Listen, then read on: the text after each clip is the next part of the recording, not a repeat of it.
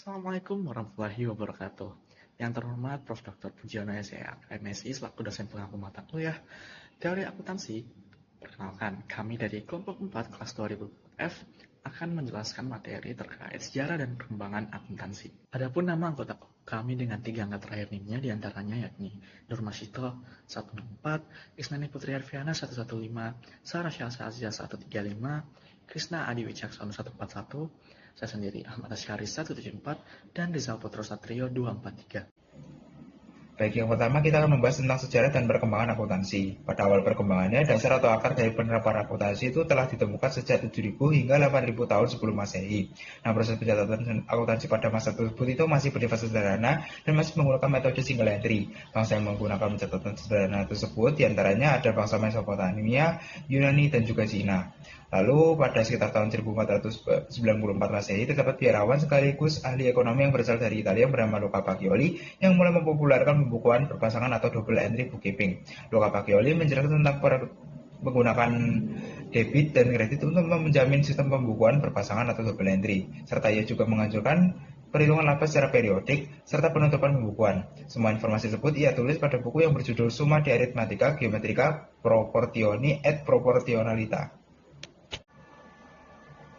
Baik, yang selanjutnya kita akan membahas tentang perkembangan akuntansi dari praktik yang sederhana hingga ke sistem modern. Pada tahun 7.000 hingga 8.000 sebelum Masehi, pembukuan pada masa itu hanya bersifat sederhana dan menggunakan metode single entry. Biasanya pencatatan akuntansi itu hanya digunakan untuk mencatat proses bakal kuno dan menghitung jumlah hasil panen, ternak, serta barang dagangan. Nah, lalu pada abad ke-13 hingga 15 Masehi, sistem pembukuan berpasangan itu mulai diperkenalkan dan dipopulerkan oleh Luca Pacioli. Nah, metode double entry sendiri itu memiliki kelebihan yaitu memudahkan dalam menjaga akurasi pencatatan. Lalu pada abad ke-19 hingga 20 pada era revolusi industri, metode pembukuan itu menjadi lebih sistematis, kompleks, dan transparan dalam mencatat biaya produksi, depresiasi aset, dan juga standar pencatatan dan pelaporan akuntansi. Nah, lalu pada era digital atau era modern saat ini, catatan akuntansi itu sudah mulai menggunakan media digital berupa software akuntansi dan juga cloud accounting yang digunakan agar pencatatan itu dapat meningkatkan efisiensi, akurasi, dan kecepatan dalam pengelolaan keuangan. Baik, yang selanjutnya kita akan membahas tentang pengaruh lingkungan ekonomi dan politik terhadap akuntansi. Nah, pada aspek ekonomi, kondisi seperti pertumbuhan ekonomi dapat mempengaruhi cara perusahaan dalam mencatat, mengukur, dan melaporkan transaksi keuangannya. Selain itu, perkembangan ekonomi juga mendorong munculnya kebutuhan informasi manajerial yang lebih kompleks, sehingga akuntansi itu tidak hanya berfungsi sebagai alat dalam pencatatan, namun juga sebagai dasar dalam pengambilan keputusan bisnis. Nah, pada aspek politik, stabilitas politik yang baik itu cenderung menciptakan kepastian hukum dan iklim usaha yang kondusif, sehingga praktik akuntansi dapat berjalan dengan konsisten dan transparan. Sebaliknya, jika kondisi politik itu tidak stabil atau sering berubah kebijakannya, maka akan memunculkan ketidakpastian dalam penerapan standar akuntansi dan mendengarkan risiko manipulasi dalam laporan keuangan. Nah, dengan demikian, akuntansi itu tidak dapat dipisahkan dari dinamika ekonomi dan politik, karena keduanya itu membentuk perangkat dan praktik akuntansi dalam suatu negara. Perkenalkan, nama saya Krisna Wicaksono dengan 3 NIM akhir 141.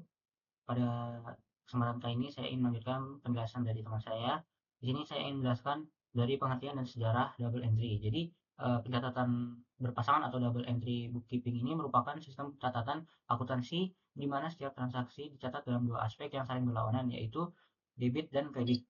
Nah, dari sistem ini didasarkan pada persamaan dasar akuntansi, yaitu aset sama dengan kewajiban ditambah dengan ekuitas. Kemudian menurut Bill Kawi, sistem ini mulai berkembang secara sistematis pada abad ke-15 melalui karya Luca Pacioli yang mendokumentasikan praktik akuntansi pedagang Italia. Nah, double entry ini tidak hanya berfungsi sebagai teknik pencatatan, tetapi juga sebagai mekanisme pengendalian internal yang memungkinkan pengecekan keseimbangan transaksi secara matematis. Selanjutnya di sini alasan double entry menjadi dasar akuntansi modern. Nah, double entry ini menjadi fondasi akuntansi modern karena mampu mencerminkan realitas ekonomi secara lebih komprehensif. Jadi setiap transaksi tidak dipandang secara tunggal, melainkan sebagai hubungan sebab akibat antar akun. Nah, BLKW ini menekankan bahwa sistem ini memungkinkan pengukuran laba, posisi keuangan, serta perubahan modal secara konsisten. Selain itu, pencatatan berpasangan menyediakan struktur logis bagi pengembangan standar akuntansi dan teori pelaporan keuangan yang lebih maju. Kemudian yang terakhir ini dampaknya terhadap keandalan laporan keuangan. Jadi dampak utama dari double entry terhadap laporan keuangan yaitu meningkatnya keandalan atau reliability dan objektivitas informasi akuntansi. Karena setiap transaksi harus seimbang, kesalahan pencatatan dapat lebih mudah dideteksi. Di sini juga BLKUI menjelaskan bahwa sistem ini memperkuat kredibilitas laporan keuangan, meningkatkan kepercayaan pengguna, serta menjadi dasar bagi proses audit dan verifikasi independen. Dengan demikian, double entry berperan penting dalam menjaga integritas informasi keuangan. Selanjutnya kita akan membahas mengenai alasan perlunya prinsip akuntansi. Nah, jadi prinsip akuntansi itu diperlukan untuk mengurangi perbedaan dalam praktik pencatatan dan pelaporan keuangan. Tanpa prinsip yang jelas, setiap perusahaan dapat menggunakan cara sendiri, sehingga informasi keuangan menjadi tidak seragam dan sulit untuk dibandingkan. Nah, selanjutnya pembahasan mengenai perkembangan standar akuntansi. Jadi pada awalnya akuntansi itu lahir dari kebiasaan praktik bisnis sehari-hari, yaitu mencatat transaksi seperti penjualan, pembelian, dan utang piutang. Pencatatan tersebut masih bersifat sederhana dan berbeda-beda antar pelaku usaha tergantung dengan kebutuhan masing-masing. Lalu seiring berkembangnya dunia usaha, kebutuhan bisnis pun menjadi lebih kompleks, melibatkan lebih banyak transaksi, modal besar, serta pihak eksternal seperti investor dan kreditur. Nah, kondisi ini menuntut adanya aturan yang lebih formal dan seragam agar informasi keuangan dapat dipahami dan dipercaya. Nah, dari sinilah praktik akuntansi berkembang menjadi prinsip dan akhirnya ditetapkan sebagai standar akuntansi yang digunakan secara luas. Berikutnya yaitu peran lembaga penyusunan standar akuntansi. Nah, menurut Wolf, penyusunan standar akuntansi tidak bersifat netral karena melibatkan berbagai kepentingan ekonomi dan juga politik. Oleh karena itu, lembaga penyusun standar akuntansi tidak hanya berfungsi teknis, tetapi juga menjadi penengah antara berbagai pihak yang berkepentingan. Nah, peran dari lembaga penyusun standar itu antara lain, yang pertama menyusun dan menetapkan prinsip serta standar akuntansi sebagai pedoman resmi dalam penyusunan laporan keuangan. Yang kedua, menyeimbangkan kepentingan berbagai pihak seperti manajemen, investor, kreditur, pemerintah, dan masyarakat. Yang ketiga, menghasilkan standar yang dapat diterima secara luas, sehingga dapat diterapkan secara konsisten dan berkelanjutan.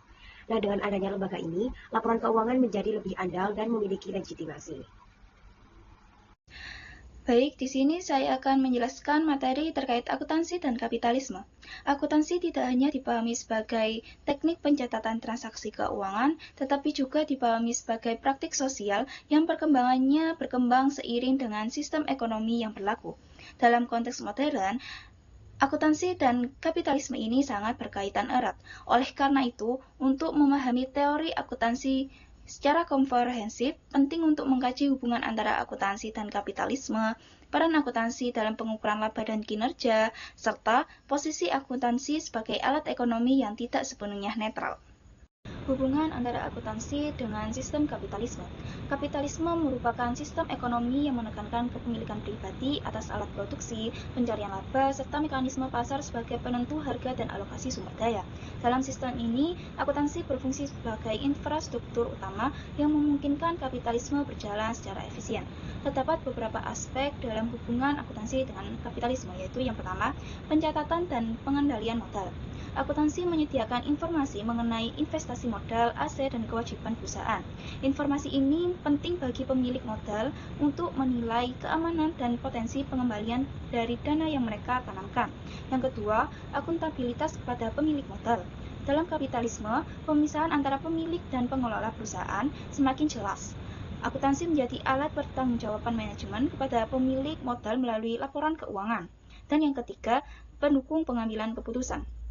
Informasi akuntansi digunakan untuk menentukan keputusan investasi, ekspektasi usaha, efisiensi biaya, serta strategi bersaing di pasar.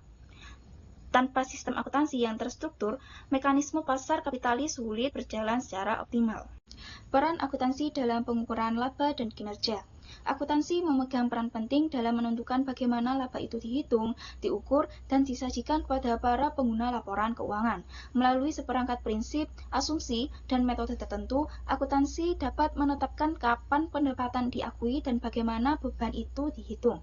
Selain sebagai ukuran laba, akuntansi juga berfungsi sebagai alat penilaian kinerja perusahaan dan manajemen. Informasi laba dalam perhitungan akuntansi dapat digunakan sebagai perhitungan rasio keuangan seperti return on asset atau ROA dan return on equity atau ROE yang sering digunakan oleh investor dan kreditur untuk menilai efisiensi dan profitabilitas dari perusahaan tersebut.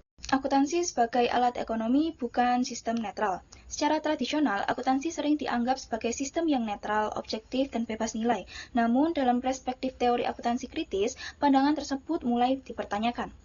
Yang pertama, akuntansi dipengaruhi kepentingan ekonomi. Standar akuntansi disusun dalam konteks lingkungan ekonomi dan politik tertentu, yang seringkali lebih mengakomodasikan kepentingan pemilik modal dan pasar keuangan dibandingkan kepentingan pihak lain seperti pekerja dan masyarakat luas. Yang kedua, pilihan kebijakan akuntansi bersifat subjektif. Walaupun diatur oleh standar akuntansi, praktik akuntansi tetap melibatkan pertimbangan dan estimasi manajemen. Hal ini membuka ruang bagi praktik seperti manajemen laba yang dapat menguntungkan pihak tertentu. Dan yang ketiga, akuntansi membentuk realitas ekonomi. Akuntansi tidak hanya mencerminkan realitas ekonomi, tetapi juga membentuknya. Apa yang diakui dan diukur dalam laporan keuangan akan dianggap penting, sementara aspek yang tidak diakui, misalnya dampak sosial dan lingkungan, seringkali diabaikan. Dengan demikian, akuntansi lebih tepat dipahami sebagai alat ekonomi dan sosial yang syarat nilai, bukan sebagai sistem yang sepenuhnya netral. Baik, selanjutnya kita akan membahas mengenai relevansi sejarah akuntansi. Nah, di sini kita akan membahas bagaimana teori akuntansi itu dapat berkembang dari zaman dahulu hingga dapat kita gunakan di era yang seperti ini. Jadi pada dasarnya, teori akuntansi itu tidak berasal dari sebatas pemikiran abstrak, melainkan berasal dari tampilan yang lumayan kompleks, tapi dapat disederhanakan seperti ini. Ketika suatu aksi itu dilakukan secara berulang, kemudian muncul permasalahan. Nah, dari permasalahan tersebut dirumuskan solusi yang kemudian dituangkan dalam prinsip maupun teori akuntansi. Nah, seperti yang terlihat pada layar, ketika praktik pencatatan keuangan itu dilakukan secara berulang, kemudian muncullah berbagai permasalahan. Contohnya mulai dari penilaian kinerja, pengendalian sumber daya, hingga pencegahan kecurangan. Nah, di sini muncullah kebutuhan untuk merumuskan prinsip-prinsip umum yang dapat menjelaskan dan mengarahkan bagaimana seharusnya praktik tersebut dilakukan. Nah, disinilah sejarah berperan penting karena sejarah itu berfungsi sebagai rekam jejak yang dapat dianalisis dan disistematisasi menjadi teori akuntansi. Peran sejarah akuntansi dalam pengembangan teori akuntansi dapat dipahami melalui hubungan sebab akibat antara praktik dan teori. Karena apa? Nah, setiap muncul masalah baru dalam aktivitas ekonomi, maka praktik pencatatan keuangan akan menyesuaikan terlebih dahulu. Setelah praktik tersebut digunakan secara luas dan berulang, barulah muncul upaya untuk menuliskan konsep, asumsi, dan prinsip yang dapat menjelaskan mengapa praktik tersebut dianggap tepat. Dengan demikian, teori akuntansi berfungsi sebagai kerangka konseptual yang merangkum pengalaman historis praktik akuntansi sekaligus menjadi alat evaluasi untuk menilai apakah praktik yang ada masih relevan dan rasional. Sehingga ketika praktik akuntansi tidak memenuhi kebutuhan pengguna laporan keuangan atau bahkan menemukan kesalahpahaman, maka teori akuntansi dikembangkan untuk memberikan dasar yang logis bagi perbaikan tersebut. Oleh karena itu, teori akuntansi saat ini tidak dapat dilepaskan dari sejarah karena teori tersebut menjadi jembatan yang menghubungkan antara masa lalu dengan praktik laporan keuangan yang diterapkan sekarang. Selain itu, sejarah juga menjelaskan mengapa akuntansi modern sangat menekankan pada standar, transparansi, dan akuntabilitas. Karena berbagai perubahan dalam praktik akuntansi menunjukkan bahwa tanpa adanya kerangka teori yang jelas, praktik laporan keuangan cenderung tidak konsisten dan mudah disesuaikan dengan kepentingan tertentu. Teori akuntansi kemudian digunakan sebagai dasar untuk merumuskan standar yang bertujuan untuk membatasi fleksibilitas berlebihan dalam praktik sekaligus memastikan bahwa informasi yang disajikan tetap relevan dan dapat dipercaya. Dengan demikian, praktik akuntansi saat ini merupakan implementasi langsung dari teori yang dibangun berdasarkan pengalaman historis. Jadi, pelajaran penting yang dapat diambil dari perubahan dan perkembangan akuntansi adalah bahwa akuntansi itu bersifat dinamis dan tidak akan pernah berhenti untuk berkembang. Dalam konteks akuntansi internasional, isu utama terletak pada perbedaan praktik akuntansi antar negara. Seperti dalam laporan keuangan, ada perbedaan dalam pengakuan pendapatan, kemudian metode penyusutan, dan pengelolaan aset. Nah, perbedaan ini tidak muncul begitu saja, tetapi dipengaruhi oleh berbagai faktor, di antaranya yaitu faktor budaya, ekonomi, dan politik. Dari sisi budaya, ada negara yang lebih mengutamakan konservatif pada pelaporan, sementara negara lain lebih mementingkan transparansi. Secara ekonomi, negara yang berkembang dan maju memiliki kebutuhan pelaporan yang berbeda. Namun dari sisi politik dan pemerintahan, kebijakan yang diterapkan oleh pemerintah akan menentukan standar akuntansi yang diterapkan dalam negara tersebut. Untuk mengatasi perbedaan tersebut, dibutuhkanlah harmonisasi akuntansi internasional melalui IFRS. IFRS bertujuan untuk menyatukan segala praktik akuntansi yang beragam sehingga laporan keuangan yang disajikan dapat terpercaya oleh investor global di dunia. Meskipun penerapannya saat ini masih mendapat banyak tantangan, namun melalui langkah harmonisasi ini dapat meningkatkan kepercayaan para investor dan meningkatkan ekonomi global. Itulah tadi yang dapat kami sampaikan, semoga dapat dipahami dan menjadi manfaat bagi kita semua. Sekian, mohon maaf apabila ada salah kata. Terima kasih atas perhatiannya. Assalamualaikum warahmatullahi wabarakatuh.